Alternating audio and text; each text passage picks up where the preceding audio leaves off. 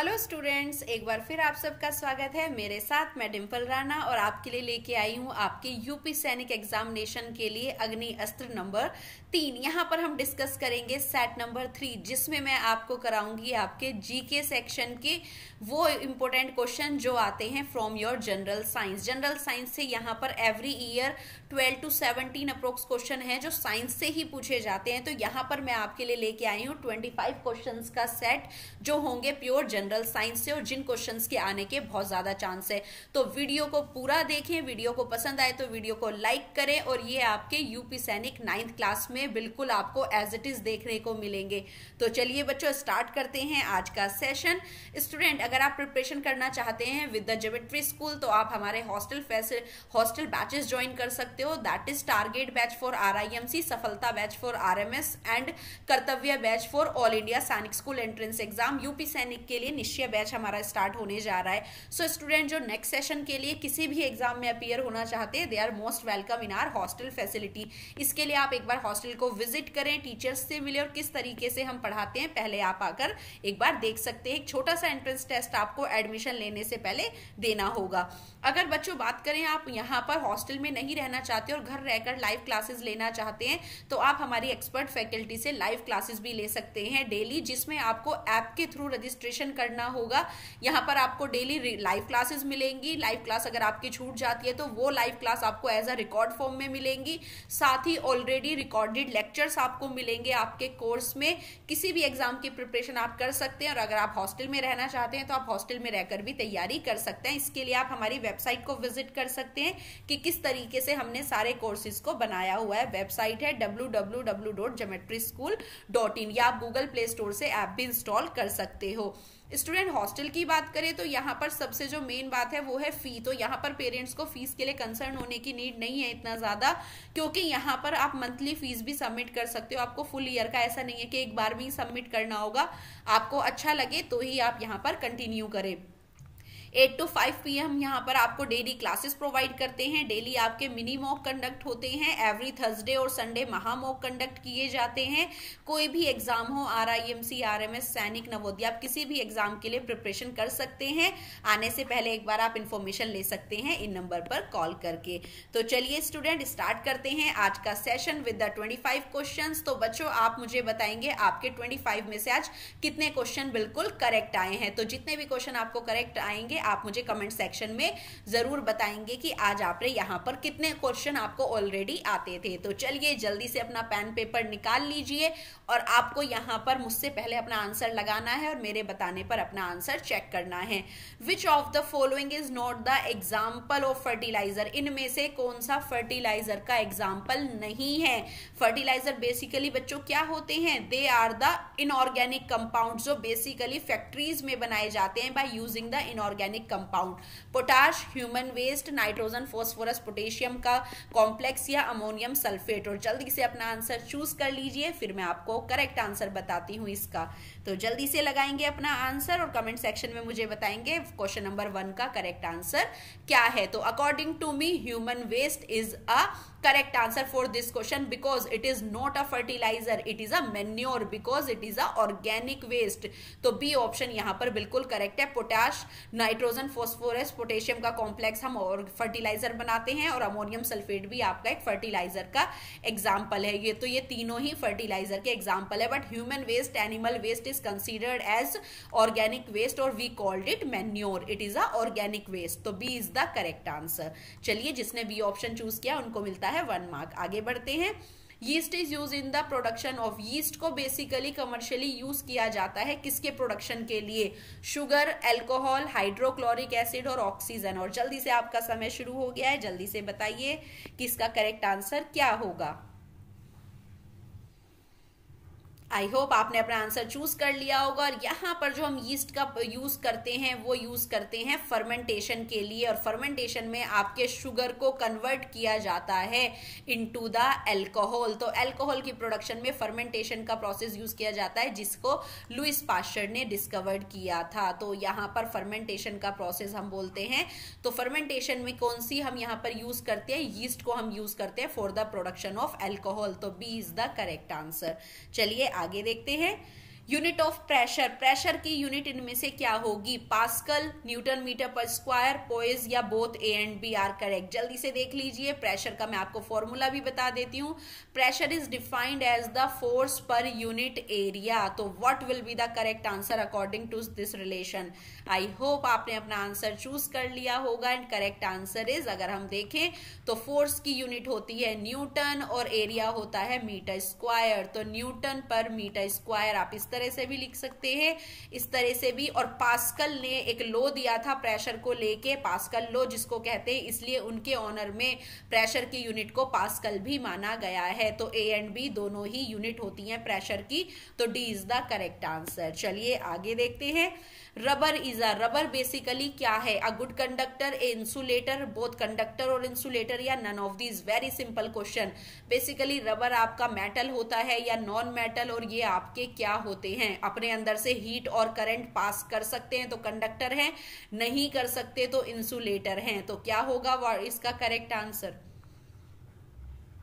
Insulators are those that do not conduct electricity और heat. तो correct answer is rubber, rubber से आपको current नहीं लगता है।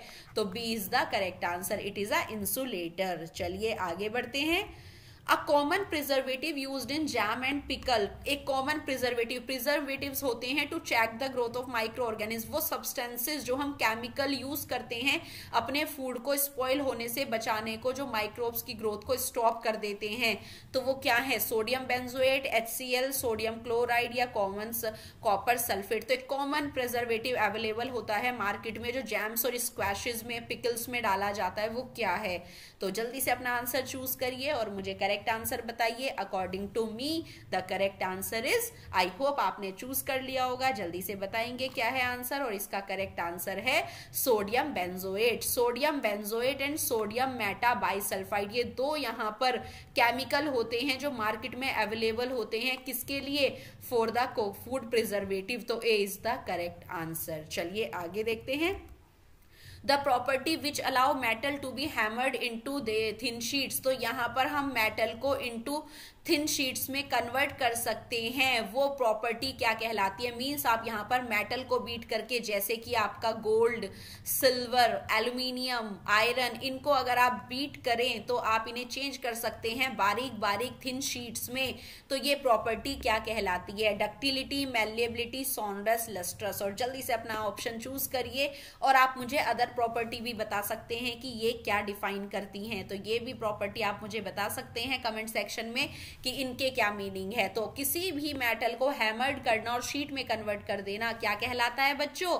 मैलिएबिलिटी। तो ये प्रॉपर्टी होती है मेटल्स की, उन्हें शीट में कन्वर्ट करना। And ductility, to drawn them into wires, उन्हें वायर्स में चेंज करना कहलाता है ductility. Sonorous means to produce sound, जब मेटल्स को बीट करते हैं तो दे प्रोड्यूस द साउंड। और lustrous means to produce shining, जिनमें से शाइन आती है, जैसे आपके गोल्ड ऑर्नामेंट, सिल्वर फॉइल, तो ये क्या करते हैं? शाइन प्रोड्यूस करते हैं। तो करेक्ट आंसर यहाँ पर क्या हो जाता है? B, malleability. जो मेटल्स यहाँ पर मैलिएबल होते हैं उन्हें आप शीट में बदल सकते हो। तो B is the correct answer.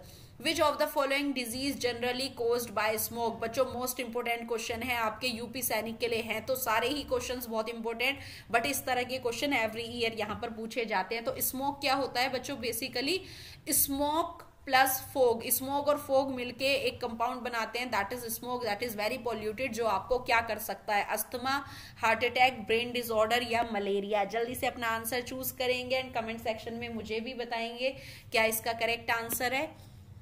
तो आई होप आपने इसका आंसर चूज कर लिया होगा। स्मोक की वजह से जो आपको होती हैं वो होते हैं आपके रेस्पिरेटरी ट्रैक्ट में इन्फेक्शन, और अस्थमा आपका एक रेस्पिरेटरी ट्रैक्ट का ही इन्फेक्शन है। तो A is the correct answer. चलिए आगे देखते हैं। Dash used for commercial production of alcohol and wine. अभी हमने क्वेश्चन भी डिस्कस किया था कि हम यहाँ पर यूज करते हैं यीस्ट का। तो यीस्ट का बेसिकली बायोलॉजिकल नेम क्या होता है? वैसे तो आपको पता चल गया है कि यीस्ट को यूज किया जाता है for the commercial production of alcohol और वाइन। तो वो कौन सी यहाँ पर फंगस है? तो यीस्ट आपको पता होना चाहिए, it is a type of fungus, लेकिन कौन सी? एस्परजिलस, स्पाइरोगायरा, लैक्टोबैसिलस या saccharomyces cerevisiae. And the correct answer is saccharomyces cerevisiae, जो क्या करती है, एनारोबिक रेस्पायरेशन करती है, जिसको यीस्ट पे एनारोबिकली रेस्पायर कराया जाता है, एंड इट प्रोड्यूसेस क्या, CO2, एंड आपके यहाँ पर जितना भी शुगर है उसको कन्वर्ट कर देती है अल्कोहल में। तो D is the correct answer. चलिए आगे देखते हैं next question. Which of the following fuel has the highest calorific value. Calorific value बच्चों क्या होती है और इनमें से आपको बताना है इन फ्यूल में से सबसे ज्यादा, सबसे मैक्सिमम कैलोरिफिक वैल्यू किसकी है। कैलोरिफिक वैल्यू की बात करें तो it is the amount of heat generated by burning of 1 kg of fuel. अगर आप अमाउंट ऑफ हीट कैलकुलेट करना चाहते हैं कितना पर ग्राम ऑफ फ्यूल को बर्न करके, कि अगर आप 1 किलो फ्यूल यहाँ पर बर्न करते हैं तो वो कितना किलो जूल एनर्जी यहाँ पर प्रोड्यूस करेगा। तो हाइड्रोजन, LPG, पेट्रोल, कोल, सबसे ज्यादा हाईएस्ट कैलोरिफिक वैल्यू यहाँ पर किसकी है। तो जल्दी से आई होप आपने अपना आंसर चूज कर लिया होगा। कैलोरिफिक वैल्यू आपको पता चल गया है, it is the amount of heat generated by burning the per kg of fuel and it is denoted in kilojoule per kilogram. This is the unit of calorific value, kilojoule per kilogram. तो सबसे ज्यादा किससे burn होती है आपको पता है, आपके सन रिएक्शन में हाइड्रोजन कन्वर्ट होता रहता है हीलियम में, तो सबसे ज्यादा हीट प्रोड्यूस करता है। तो A is the correct answer. चलिए आगे देखते हैं। The pores in the bread is due to the gas bubble. So जब आप ब्रेड का डो तैयार करते हैं और यहाँ पर उसको बेक करते हैं तो आपने देखा है उसके अंदर क्या आ जाते हैं, छोटे छोटे आपने देखा है बबल्स क्रिएट हो जाते हैं। तो ये बबल कौन सी गैस बनने की वजह से होते हैं, oxygen, carbon dioxide, nitrogen oxide and nitrogen. And mark this question very important बच्चों, फर्मेंटेशन से रिलेटेड माइक्रो ऑर्गेनिज्म के क्वेश्चंस आपके लिए बहुत ज्यादा इंपॉर्टेंट है और आपको अपने एग्जाम में ऐसे ही क्वेश्चन बिल्कुल देखने को मिलेंगे माइक्रोब से रिलेटेड।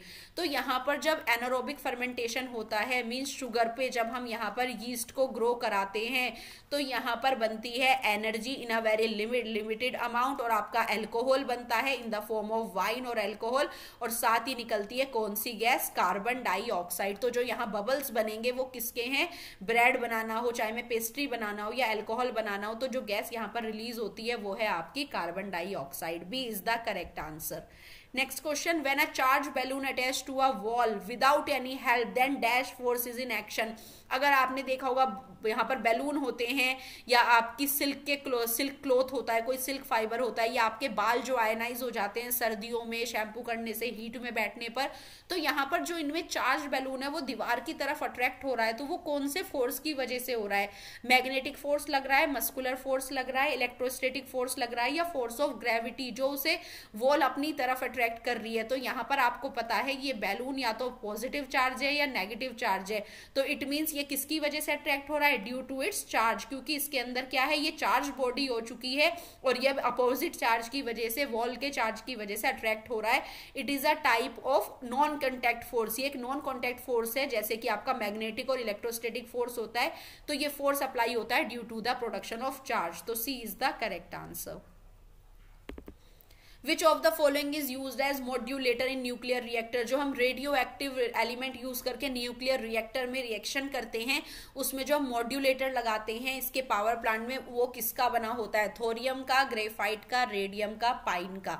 तो जल्दी से अपना आंसर चूज करेंगे क्योंकि हम बात करें यहाँ पर मॉड्यूलेटर की, जो कि बेसिकली कार्बन के बने होते हैं। और कार्बन का भी कौन सा एलोट्रोप हम यहाँ पर यूज करेंगे, यू नो दैट कि जो हमारा कार्बन है वो नेचर में बेसिकली 3 स्टेट्स में मिलता है। आपको पता है कोल भी आपका प्योर फॉर्म ऑफ कार्बन है, diamond is also a carbon and graphite is also a form of carbon. तो यहाँ पर ये फॉर्म हो गई है किसकी, कार्बन की। तो मॉड्यूलेटर में हम यहाँ पर क्या यूज करेंगे, कार्बन, वो भी किसकी फॉर्म में, ग्रेफाइट की फॉर्म में। तो B is the correct answer.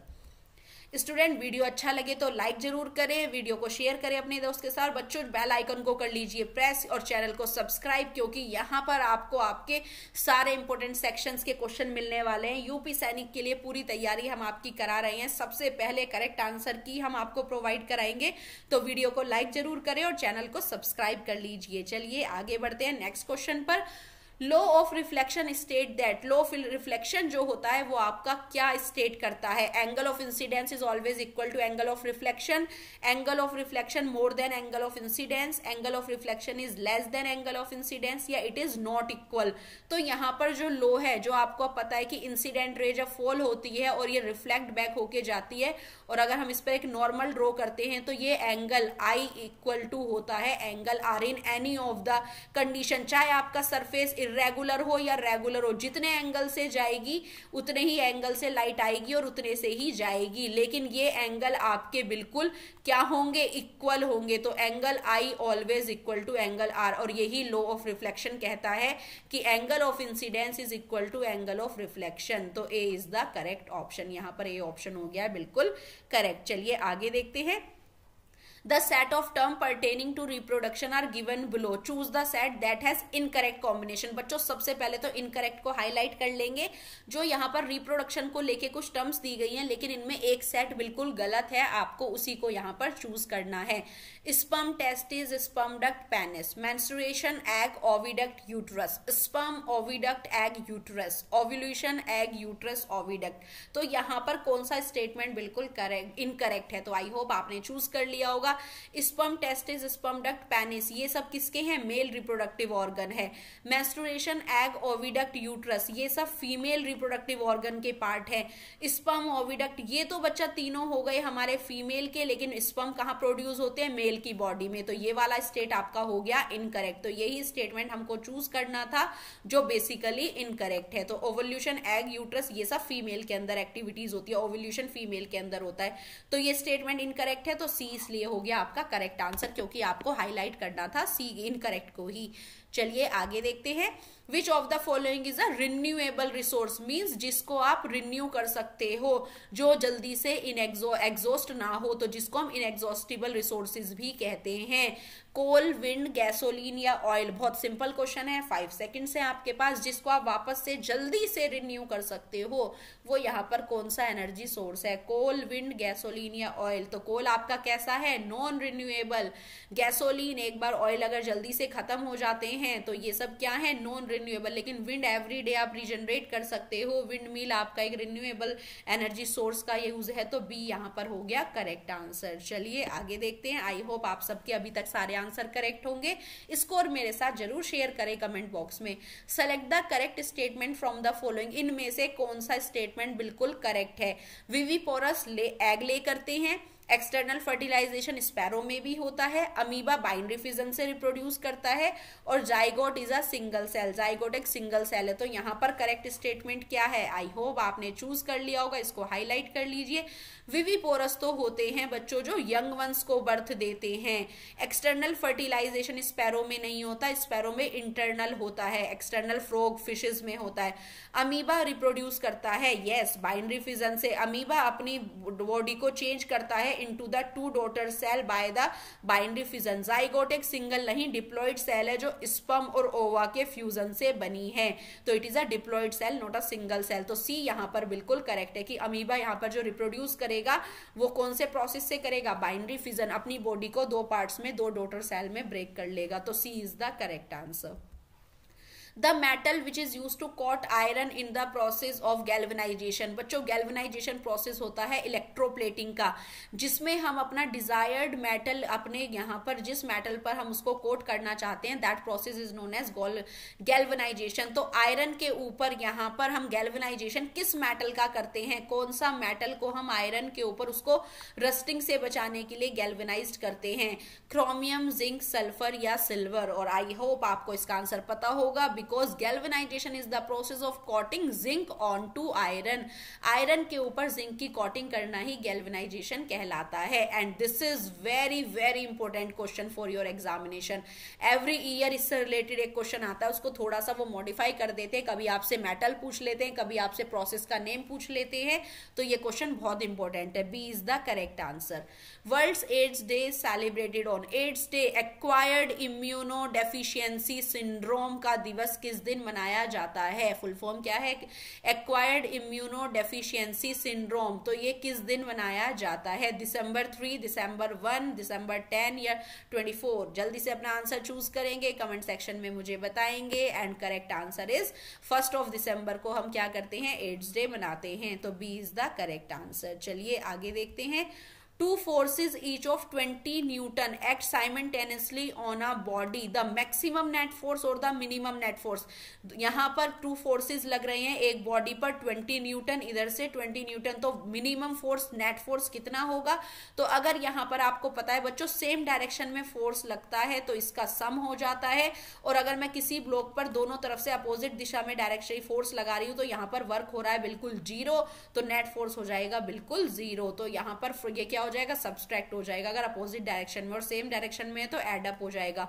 तो 20 न्यूटन लग रहा है लेफ्ट से, 20 न्यूटन राइट से, तो हो गया 40 न्यूटन। और अगर आपका यही 20 न्यूटन हम अपोजिट डायरेक्शन से डाल रहे हैं तो वर्क बिल्कुल नहीं होगा, तो यहाँ पर हो गया 0 न्यूटन। तो correct answer will be 40 newton and 0 newton. तो A is the correct answer. The loudness of sound depend on it. अगर साउंड की आपको लाउडनेस बढ़ानी है तो आपको उसका क्या बढ़ाना होगा? टाइम पीरियड, फ्रीक्वेंसी, एम्पलीट्यूड या स्पीड। तो बच्चों क्या हो सकता है इसका करेक्ट आंसर? फ्रीक्वेंसी तो बच्चों होती है नंबर ऑफ ऑसिलेशंस पर सेकंड की, कितने number of oscillation like this, इस तरह से तो बढ़ती है बच्चों आपके साउंड की पिच। जितनी ज्यादा वाइब्रेशन बढ़ाएंगे उतनी ज्यादा पिच हो जाएगी। लेकिन अगर आपको बढ़ानी है साउंड की लाउडनेस, जैसे लायन की साउंड होती है, तो ये कैसे बढ़ेगी? क्योंकि उसका जो एम्पलीट्यूड है साउंड का वो बहुत ज्यादा होता है, तो यहां पर बढ़ाना होता है साउंड का एम्पलीट्यूड अगर आपको उसकी लाउडनेस बढ़ानी है। तो A is the correct answer. चलिए नेक्स्ट देखते हैं। Venus is a planet of our solar system which is often called as morning और evening star. Venus appear in, Venus हमारा प्लैनेट है लेकिन हम फिर भी उसको मॉर्निंग स्टार और इवनिंग स्टार कहते हैं, क्योंकि ये मॉर्निंग और भोर तारा और शाम तारा आप इसको कहते हैं, क्योंकि आप इसको देख सकते हैं। तो किस स्काई में किस टाइम पर दिखता है? Eastern sky in evening star, western sky as morning star, eastern sky as well as western sky as morning star, western sky as evening star. तो बच्चों आप इसको यहाँ पर देख सकते हैं, ईस्टर्न स्काई नहीं, यहाँ पर आप इसे देखेंगे वेस्टर्न स्काई में ये मिलेगा आपको एज अ इवनिंग स्टार। तो आप इसको वेस्टर्न साइड में देख सकते हैं सांझ के तारे के रूप में, तो यहाँ पर कहा जाता है इसको वेस्टर्न स्काई का इवनिंग स्टार। तो D is the correct answer. चलिए आगे बढ़ते हैं। Which one is a biodegradable? Biodegradable means जो नेचुरली तरीके से जिनको डिग्रेड किया जाता है with the help of decomposers और बैक्टीरिया। तो दो substances are known as biodegradable. PVC bag, aluminium, bakelite या पेपर, तो इनमें से कौन नेचुरली डिग्रेड हो सकते हैं? तो बहुत सिंपल है, ये आपका क्या है? नॉन, ये तो मेटल है, पीवीसी बैग आपका प्लास्टिक है, Bakelite is also a versatile plastic, पर डी आप नेचुरली डिग्रेड कर सकते हो, तो D is the correct answer. The density of water is 1000 kg per meter cube. A planet of our solar system has density lesser than this value.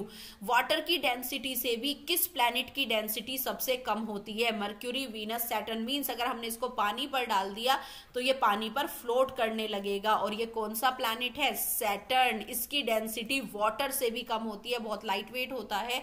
अगर इसको पानी पे डाल दो तो ये फ्लोट कर जाएगा, क्योंकि इसकी डेंसिटी पानी से भी कम है। डेंसिटी क्या होती है? मास बाय वॉल्यूम, जिसमें उसकी वॉल्यूम से मास बिल्कुल कम हो, तो यहां पर इसको कहेंगे डेंसिटी। तो सैटर्न की डेंसिटी सबसे कम होती है। Name the book which keep the record of all endangered animal and plant. जिसके अंदर सारे एंडेंजर्ड एनिमल और प्लांट्स का रिकॉर्ड होता है, उस बुक को क्या कहते हैं? एंडेंजर्ड एनिमल होते हैं जो हमारे थ्रेटन्ड एनिमल होते हैं, जो किसी की वजह से अब किसी भी कारण अपने नेचुरल हैबिटेट के वजह से खत्म होने की वजह से अब क्या हो रहे हैं? एक्सटिंक्ट होने की कागार पर आ गए हैं, खतरे में हैं। तो उनका सारा डेटा आपको किस बुक में मिलेगा? Red data book, green data book, blue data book. तो बेसिकली जो international union conservation for nature के लिए जो यहाँ पर IUCN होता है, वो क्या बुक तैयार करती है? रेड डेटा बुक, जिसके अंदर इनका सबका डेटा इकट्ठा किया जाता है कि कौन से जानवर अब खतरे में आ चुके हैं। तो A is the correct answer.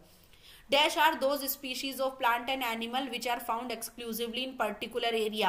किसी एक पर्टिकुलर एरिया में पाई जाने वाली स्पीशीज, फ्लोरा और फोना, उनको क्या कहा जाता है? एपिडेमिक, एंडेमिक, इंटरब्रीडिंग या पेंडेमिक। तो एक पर्टिकुलर एरिया में कोई जैसे साल ट्री मिलेंगे, मैंगो ट्री आपको वाइल्ड स्पीशीज एक पर्टिकुलर, लाइक मध्य प्रदेश के सतपुरा बायोस्फीयर रिजर्व में आपको ये जायंट स्क्वायरल, वाइल्ड बफेलो, तो ये वहां की कैसी स्पीशीज है? These are their endemic species. Means they are meant for that particular area, जो उसी पर्टिकुलर एरिया में पाई जाती हैं, तो उन स्पीशीज को कहा जाता है एंडेमिक स्पीशीज, जो एक पर्टिकुलर एरिया में प्रजाति मिलती है। तो B is the correct answer. So student, these were your today's 25 question. I hope you like the video. Questions आपको अच्छे लगे होंगे, कमेंट सेक्शन में मुझे जरूर बताएं। वीडियो को लाइक करें, कमेंट करें और चैनल को कर लीजिए सब्सक्राइब, और मुझे आज का स्कोर आप मेरे साथ जरूर शेयर करेंगे। So student, thanks for watching, see you soon with the next video, bye bye.